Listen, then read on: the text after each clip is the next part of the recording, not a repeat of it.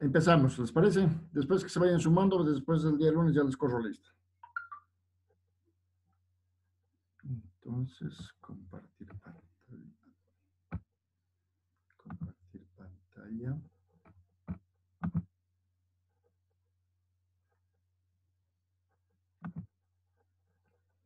A ver, jóvenes, vamos a tener una historia clínica pequeña, porque la fuerte les voy a dar al iniciar el segundo módulo. Pero lo que tienen que saber ustedes como estudiantes de cirugía, como residentes de cirugía, como internos de cirugía. ¿Sí?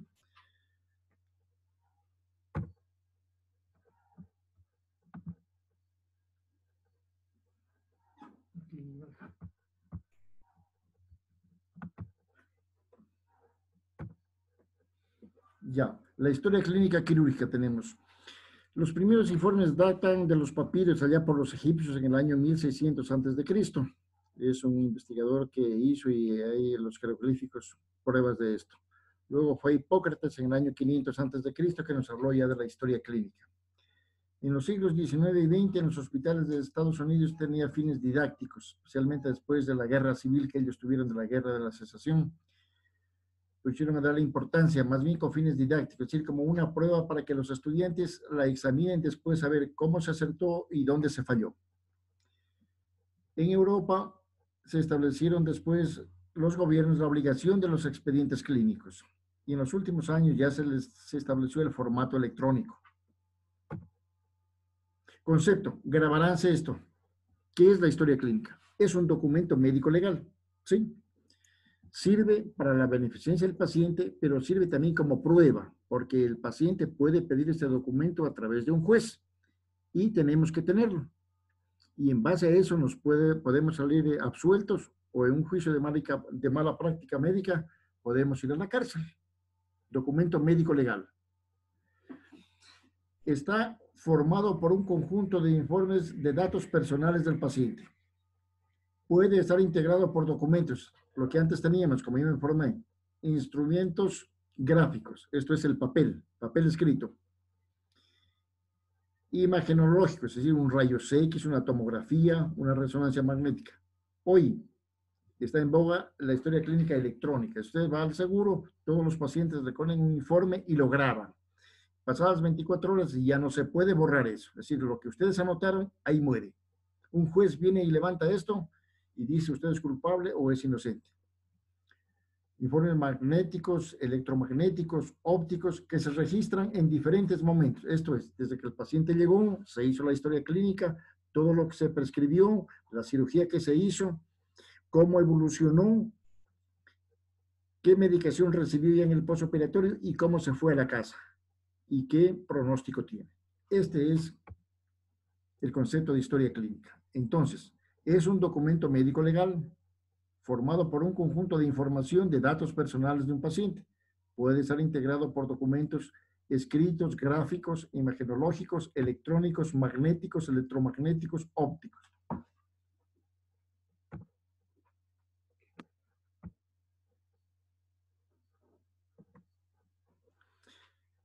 Historia clínica y quirúrgica.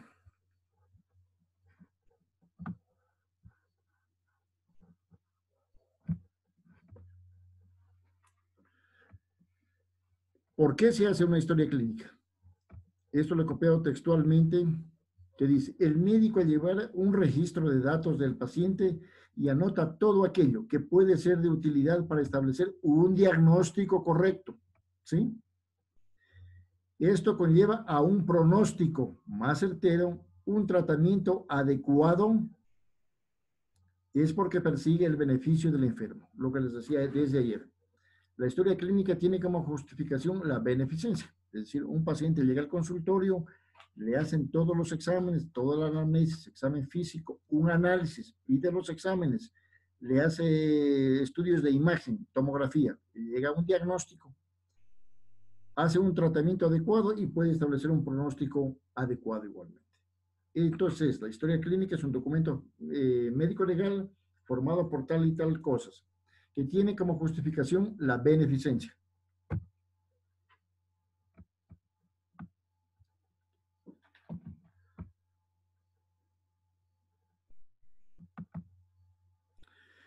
Otra cosa que deben saber, todo paciente tiene derecho ¿a qué? A la confidencialidad. El paciente tiene derecho a exigir que el médico o la institución de salud, que todos los datos contenidos en el expediente no sean divulgados, salvo que la ley lo obligue. Incluso, si él no quiere que los demás médicos se enteren, pues está en su justo derecho. Este puede levantarse la confidencialidad cuando un juez de una corte, que es la máxima autoridad en un país, levante ese expediente y lo solicite. Y cuando el juez lo pidió, ahí se acabó todo. Porque tenemos que dar absolutamente toda la información de esto a través del director médico y del director del hospital.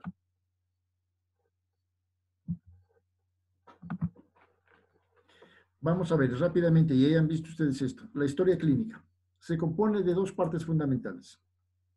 El interrogatorio o anamnesis. Aquí van a poner todo aquello que es identificación, el grupo étnico, los antecedentes personales, que si es drogadicto, que si ha tenido antecedentes de una cirugía, que si es diabético, hipertenso.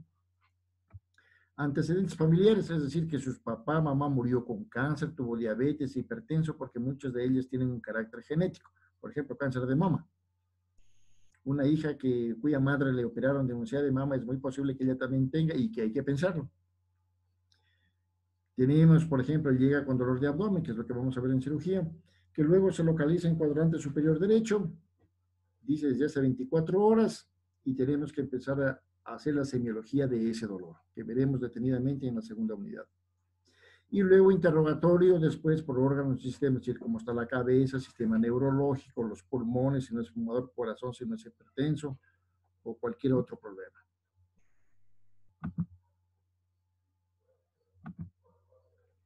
Exploración física, parte exterior, signos vitales. Esto de aquí, cuando ustedes sean médicos, esto de aquí. Signos vitales. Aquí se reunieron los mejores médicos del mundo para hacer la 08 y dan importancia en eso. Tensión arterial, frecuencia cardíaca, temperatura, frecuencia respiratoria. Tensión arterial normal es 140/70, pero si viene un enfermo con presión arterial de 90/40, solo con ver esto, sabemos que el paciente está chocándose. Sabiéndose que el paciente está deshidratado o tiene una hemorragia salvaje, o está enfermo y no comió 10 días, o está deshidratado porque ha estado toda la noche con vómito y diarrea. Frecuencia cardíaca normal 70, pero si llega con 120, ¿qué quiere decir? Que un paciente está con taquicardia. Entonces, que está deshidratado o que tiene otro problema, que algún problema, estos signos vitales no se alteran por nada. Temperatura. Si un paciente tiene más allá de temperatura de 38, 39 grados, tiene que tener un proceso infeccioso, inflamatorio o un problema de deshidratación grave, como veremos en la próxima semana, una hipernatremia. Frecuencia respiratoria, esto nos habla del compromiso pulmonar. Al final de todo lo que nosotros llegamos, cuando llega un paciente a nuestro servicio y se muere, ¿por qué se muere? Porque no recibió oxígeno a las células. ¿Cómo se transporta el oxígeno? Por los glóbulos rojos que se oxigenaron en el cerebro. Entonces, si no hay tensión arterial o los pulmones funcionan mal, hace que no llegue oxígeno a las células y el paciente se muere. Es el fin final de todas las enfermedades. Tenemos que saber qué pasa con el peso, la talla, datos de la cabeza, cuero cabelludo, tórax, abdomen, miembros genitales. Esto es, que si un paciente llega a operarse de la vesícula, tenemos que examinar el tórax para ver si no tiene un paciente de enfermedad pulmonar obstructiva crónica, que veremos posteriormente. Si el abdomen, cómo está, si ha sido operado anteriormente. Por ejemplo, lo voy a operar de la vesícula, pero yo lo examino en el abdomen y ya ha sido operado 3 veces. A la paciente le han sacado el útero o le han sacado a un hombre la próstata, entonces ya lo han operado. Tengo que planificar la incisión. Análisis. A ver, cuando nosotros hacemos la anamnesis más el examen físico, analizamos signos y síntomas. Signos, lo que se puede ver, ictericia. Síntomas, el dolor. Y de ahí decimos, por ejemplo, un dolor con epigastrio, que luego se localiza en cuadrante superior derecho, que está ictérico, que está bien amarillito, así como los de Barcelona, decimos un síndrome hepatobiliar. Y de aquí vamos a pedir exámenes de laboratorio, pruebas funcionales hepáticas Y si es que es un problema de cirugía, si es que las transaminasas no están más de 1000, le pedimos al gabinete y un eco. Y nos da un diagnóstico de posiblemente colecistitis. Nos da un protocolo y una indicación terapéutica.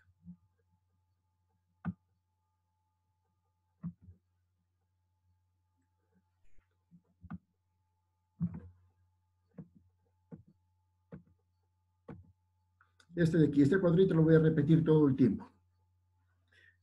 Interrogatorio en amnesia. Supongamos dolor en cuadrante superior derecho. Examen físico. Dolor en el cuadrante superior más ictericia. Analizamos estos signos y síntomas. Estas dos cosas. Y en base realizamos una agrupación sindrómica.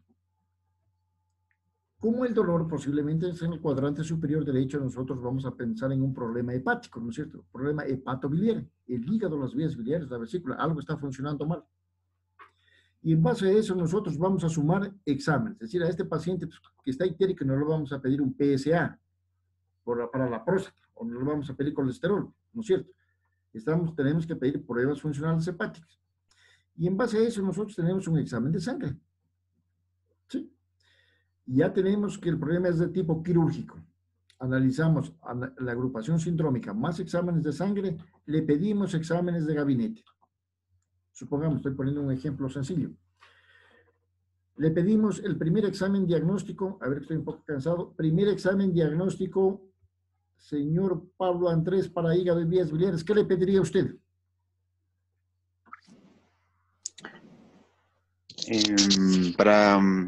Como método diagnóstico, Claro, un ya. examen de sangre. No, ya Claro, tenemos. podemos pedir Verás, hijo, ya tenemos interrogatorio, examen físico, tenemos agrupación ya, sindrómica y ya pedimos el examen de sangre. Y este examen de sangre, ya. con ese descartamos hepatitis, que sea clínico. Es de cirugía. ¿Tiene dilatación de vías biliares o tiene un hígado grande? ¿Qué examen de imagen le pides? Un eco hepático. Exacto. Entonces le vamos a pedir no tanto de hepático, le vamos a poner de hígado, vías biliares y páncreas, ¿no es cierto? Muy bien ahí. Si ya tenemos este y te dice que la vesícula está gruesa y que hay Murphy positivo, ¿diagnóstico? ¿Tú mismo? Una colecistitis. Perfecto, colecistitis aguda. Nosotros, en base a este razonamiento, estoy haciendo un ejemplo práctico, pero así tenemos que llegar a saber de todas las patologías abdominales. Tenemos un diagnóstico. Entonces, de ahí vamos a hacer vamos a darnos un tratamiento adecuado y un pronóstico correcto. Y al final, ¿qué tenemos? Beneficio del paciente. Cuando ya hablemos de vías biliares, vamos a ver que el diagnóstico, colecistitis, vamos a ver dolor, más fiebre o leucocitosis, más eco, colecistitis, ¿no es cierto? Lo que acabas de decir. Es de acuerdo, pero con números de acuerdo al criterio de Tokio, que ya lo van a investigar ustedes y que yo les voy a dar ya el artículo que estoy escribiendo.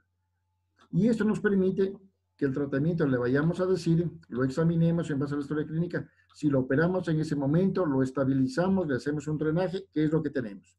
Ese diagnóstico correcto nos permite que llevemos a cabo un tratamiento adecuado, cuyo objetivo es beneficio del paciente.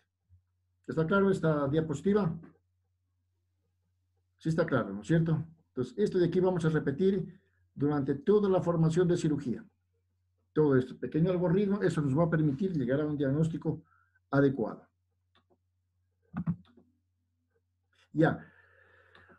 Pero la historia clínica no termina ahí, sino que ya hemos hecho el diagnóstico y vamos a hacer que el paciente ingrese de emergencia a piso. Entonces, aquí viene el ingreso, que lo hace, la nota de ingreso la hace el médico, ya el residente o el especialista, que no es otra cosa que es una mini historia clínica. Esto es un resumen de signos vitales, resumen ya del interrogatorio de anamnesia y examen físico. Examinamos, ya les digo, pues un paciente con tales signos vitales que llegó con dolor desde hace 24 horas de evaluación, fiebre, dolor en hipocondrio derecho y eco, leucocitosis y un eco de colecistitis. Tratamiento, el diagnóstico colecistitis agudo, lo ingreso ¿para qué? Para un posible tratamiento clínico o quirúrgico. Aquí va. Y aquí viene algo de ustedes que nunca se van a olvidar. Ustedes cuando sean internos o residentes van a manejar esto, ya en el piso. Ya tienen diagnóstico, ya tienen todo, ya lo operó el doctor Arévalo y vamos a ver qué pasa. Entonces, a las 5 de la mañana ustedes se van a levantar sin comer y van a llegar al hospital y van a hacer este pasito. SOAP. Subjetivo, objetivo, van a analizar y plan. Supongamos el paciente ya lo operamos, pero el otro día el paciente aparece que sigue con dolor. A paciente que se encuentra más ictérico, entonces le van a decir a usted, doctor, ¿qué piensa? Le sacamos la vesícula, pero está con más dolor y el doctor está más ictérico. ¿Qué pensaría Stephanie? No, esto no es calificado, pero más o menos piensen, ¿qué pasó con este paciente? Le sacamos la vesícula y está peor. Stephanie Carolina. Hola. Hola, Doc. Sí. Mm, ¿Podría ser que hay una causa secundaria o está realizando como, podría ser también mi signo de infección? Si sigue Podría ser. mal. Sí. Otra cosa. Mm, que tal vez migró algún cálculo. Exactamente, la Está hizo mal el en el análisis. conducto. Usted que lo recibió la noche anterior no vio bien los parques o Claro, nos hicieron y revisamos el eco y ha tenido una ya dilatación migró. de vías biliares o la Ujú. fosfatasa alcalina estuvo alta y se Sí, pasó un cálculo al colédoco. y Entonces, segundo. vos como eres inteligente, analizas esto y dices, Ujú. tiene dolor, está más ictérico, doctor, el paciente está grave. No te atreves a decirle se le pasó un cálculo o se le quedó o se fue una vía biliar o algo pasó. Entonces usted tiene que escribir esto, hacer un análisis. Ustedes tienen que aprender, al menos conmigo van a aprender esto. Un análisis de lo subjetivo, lo objetivo, van a hacer una agrupación sindrómica, van a pensar ustedes, van a razonar, van a solucionar este problema.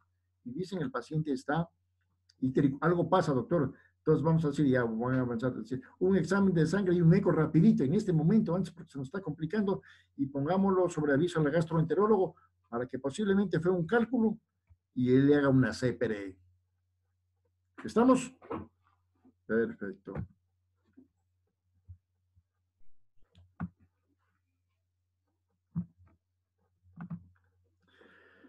Nota preparatoria, la elabora el cirujano, entonces tenemos la fecha de cirugía, el diagnóstico, el plan quirúrgico, el tipo de intervención, el riesgo quirúrgico, el pronóstico que tenemos que anotar, elaborada por el cirujano. Y aquí tenemos esto que ustedes van a llenar en la práctica. Es el parte operatorio. Señor interno, recién entraron sus compañeros de internos al seguro y estábamos con problemas. Pero bueno, hasta mañana ya están bien. Tienen que llenar este documento.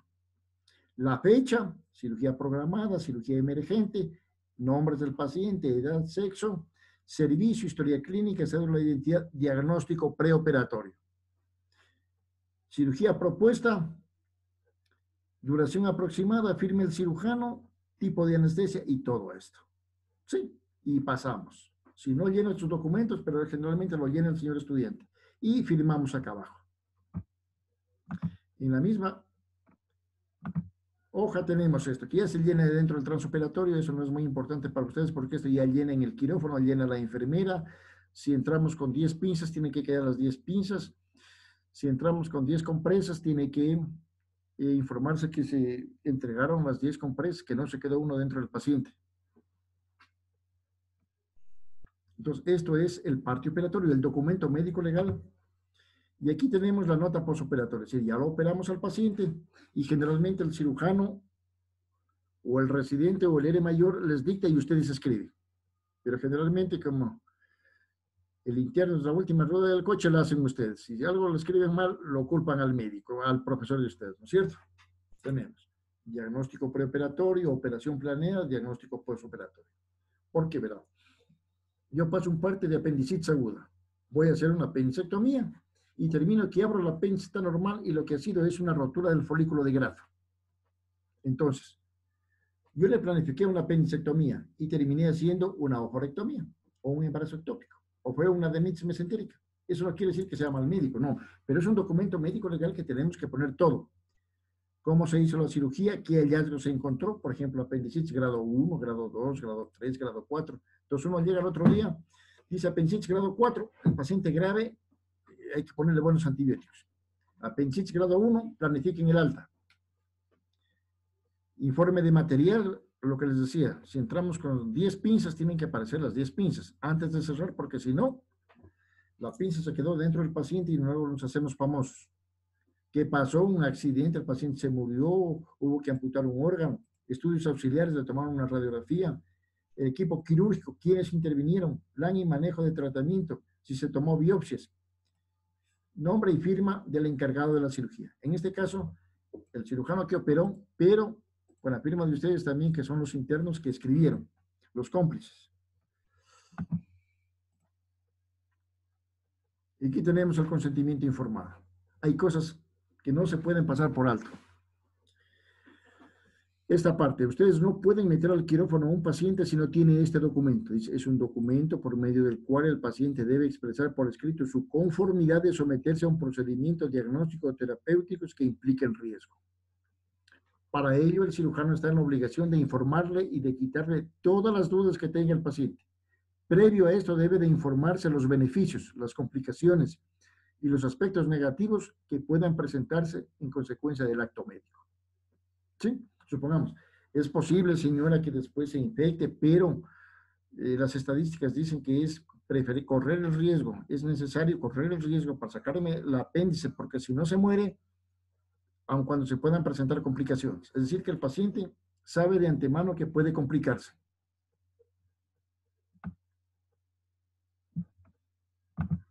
Esta siempre la pongo, es el formulario que tenemos en la Seguridad Social, para indicar la importancia. Verán, casi todos los días nosotros operamos la colelap, colecistectomía laparoscópica, pero debemos explicarle que si no la podemos sacar, si sangra mucho, tenemos que abrir, hacerle una incisión mucho más grande como la que hacíamos nosotros para el beneficio del paciente y no sangre demasiado.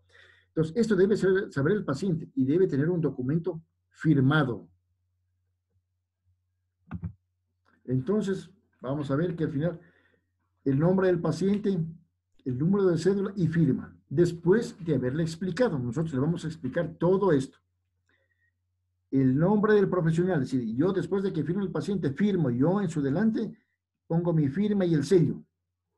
Si tiene una esposa, hijo, alguna cosa, algún familiar, esta persona también viene el nombre, cédula y firma.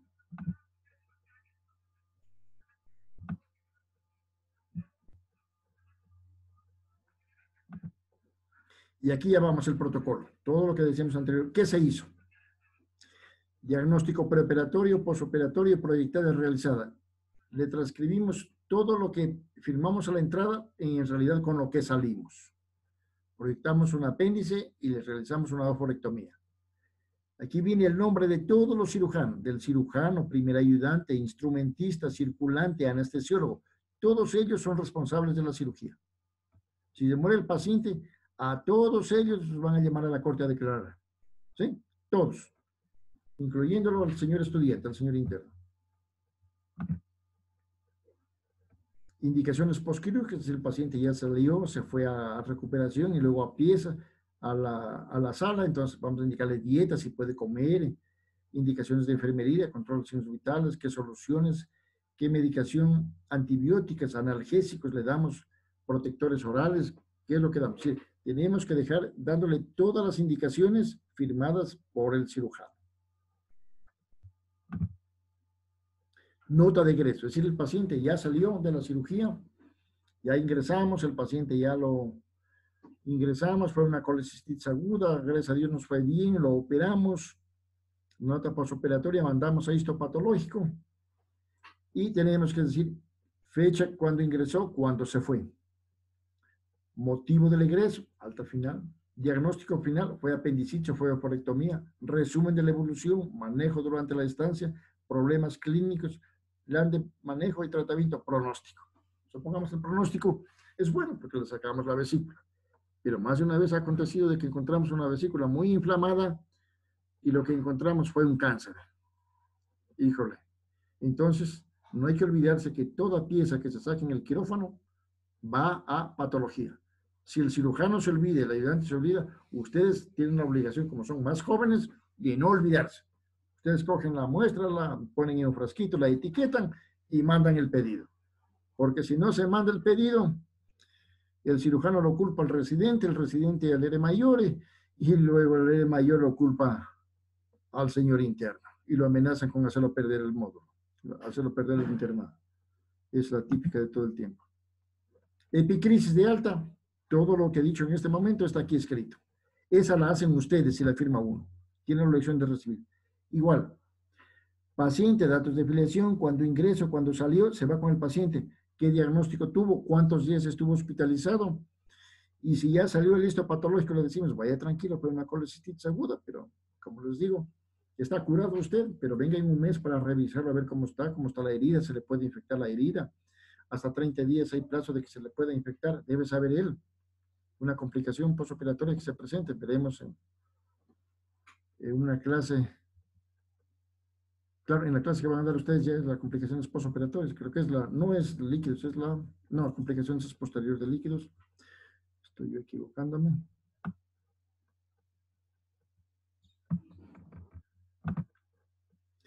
Ya, durante la estadía del paciente en hospitalización o desde el ingreso o antes de la cirugía podemos requerir el apoyo de otra persona, de otro médico. Supongamos, le interconsultamos, el paciente le vamos a operar de la vesícula, pero nos dice que ha tenido que es selectiva, pero ha tenido un problema que le duele el corazón. Viene el cardiólogo, le hace un electrocardiograma, una prueba de esfuerzo y dice, doctor, suspende la cirugía porque está el paciente un infarto o tiene una arritmia. Así es que no lo puede meter a quirófano. Suspende la cirugía y reprográmelo para unos 6 meses antes hasta que yo lo controle. ¿Sí? Miren esa notita de interconsulta. O puede ser que en el postoperatorio el paciente comience a presentar la principal complicación, tos y fiebre. Le piden una radiografía y aparece una neumonía. Corriendo lo llamamos al neumólogo que nos ayude a solucionar, o al médico terapista, o a cualquiera, o el paciente se infartó en el postoperatorio. Esta es la interconsulta. Tenemos que tener el apoyo. Y es por eso que los hospitales a nivel mundial, los hospitales de mayor valía, se basan por una cosa, investigación y hacer de tipo docencia. ¿Quiénes son los pulmones de los hospitales? Son ustedes, los estudiantes y los residentes médicos en formación. Ya los médicos viejos ya no pasamos, solo pasamos 6 horitas y estamos viendo el reloj para salir e irnos a la casa. Mientras tanto que el pobre interno se queda, que no comió, qué pena, no comió, pero tiene la cirugía y viene otra y se queda sin comer. Entonces, el pulmón de un hospital es la docencia. En este caso, ustedes que son internos, y en otros hospitales, como antes era el de aquí de Loja, pero estamos caminando para atrás como el Alacrán, entonces el Cangrejo, no hay residentes de posgrado. Y aquí tenemos, supongamos, lo operamos al paciente, el paciente que lo operó Pablo Andrés, ¿no es cierto? ¿Cuál fue? Stephanie creo que fue la que lo operó. Y que después apareció al siguiente día con ictericia y con dolor. Le pedimos un eco y hay dilatación de vía biliar. En el Hospital del Seguro ahorita no hay nada, entonces no lo queremos reoperar otra vez y se dice, lo más probable es que se quedó un cálculo en el colédoco. Le pedimos una resonancia magnética y dice así, hay cálculo. El Hospital de Loja no hace, lo mandamos a Cuenca. Por esta cosa facilita, lo mandamos a Cuenca. Entonces, tenemos que poner el nombre. Hospital Manuel Ignacio lo deriva al Hospital Carrasco Arteaga de Cuenca. Se le hace un pequeño resumen. El motivo de envío es porque no hay quien haga una CPR. Una CPR. Ya pasaron gastro, ¿no es cierto? Una impresión diagnóstica, coledocolitiasis y el tratamiento instituido que se sugiere. Claro, ellos ya le van a hacer una CPR más extracción del cálculo. ¿Sí? Conclusión. La importancia de la historia clínica es un documento médico legal que, como les decía, tiene derecho a la confidencialidad, que se justifica para la beneficencia, que consta de una serie de requisitos de papeles que hay que llenar, ahora electrónicos, y de todos estos documentos, y de la investigación de posibles complicaciones en el postoperatorio, ¿no es cierto? Y de trabajar en equipo. Esto es, el cirujano general se apoya, o cualquier cirujano, en todas las ramas. ¿Sí? En este caso les he puesto un ejemplo que necesitamos el apoyo de un gastroenterólogo para que le saque la piedra que se quedó en el colédoco.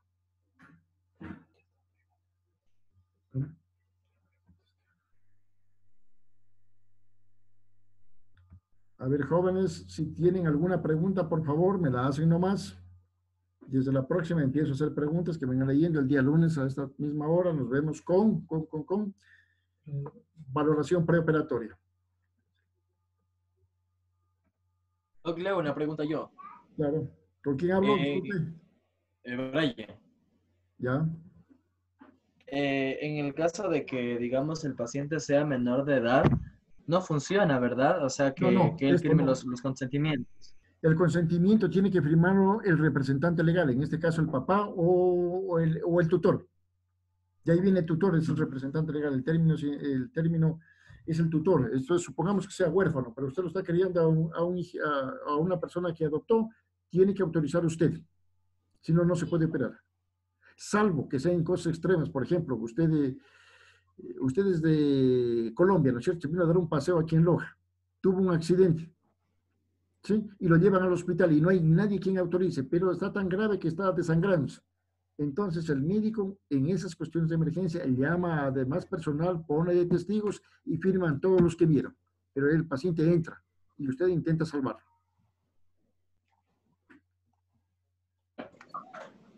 Doctor, yo tengo una pregunta. Buenas tardes. Buenas tardes. En cuanto a la nota preoperatoria, en el último punto, hay una parte que dice informe de la lista de verificación de la cirugía. ¿A qué se refiere exactamente eso? Verás, mijita, cuando un cirujano entra a operar, les dice que somos responsables todos. Voy a ponerte un ejemplo.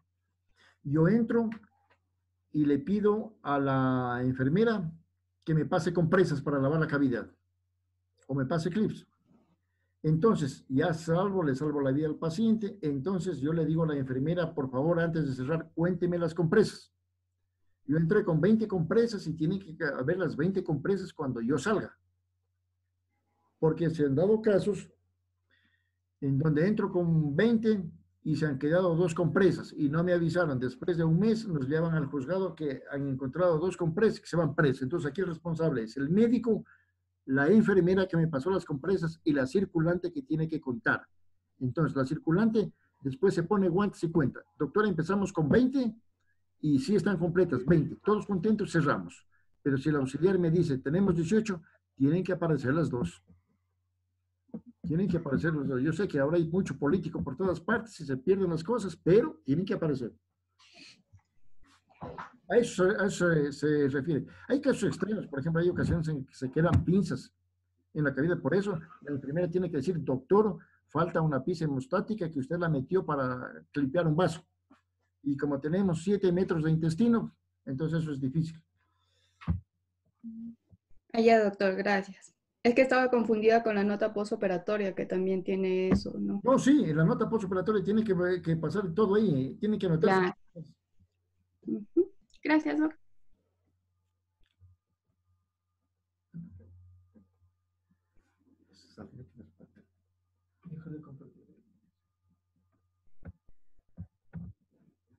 Doc, de aquí tendríamos clases el día lunes, ¿verdad? A las 5. Espérame un ratito, espérame un ratito. Ya. A ver. No, déjate compartir. Entonces regreso aquí. Ya, ¿y dónde dejemos finalizar reunión? A ver. No. A ver, chicos, ahora entonces nos vemos el día lunes. Yo les voy a dar valoración preparatoria y ustedes el día martes hablarían la primera parte de la anatomía del agua, grados de deshidratación, y si alcanzan a ver sodio, bien. Y si no, pues después ya nos veríamos la próxima semana ya con trastornos hidroelectrolíticos, entonces hiperpotasemia y hipopotasemia. Verán, en la anatomía del agua vengan estudiando todo lo que es conceptos de tensión arterial, de estabilidad hemodinámica, de presión oncótica, presión osmótica, todo lo que significa presiones, ¿sí? Porque la anatomía del agua es un capítulo muy extremadamente grande. A nosotros nos dieron 3 meses en el posgrado y no salimos tan bien. Seguimos pidiendo apoyo a los intensivistas. Entonces quedamos así para el día lunes a esta misma hora. ¿Okay? Ya, a las 6, Doc, el lunes. Sí, ¿les parece bien esa hora? Sí, creo, ¿no? Ya, sí, Ya, niña. Entonces. ya.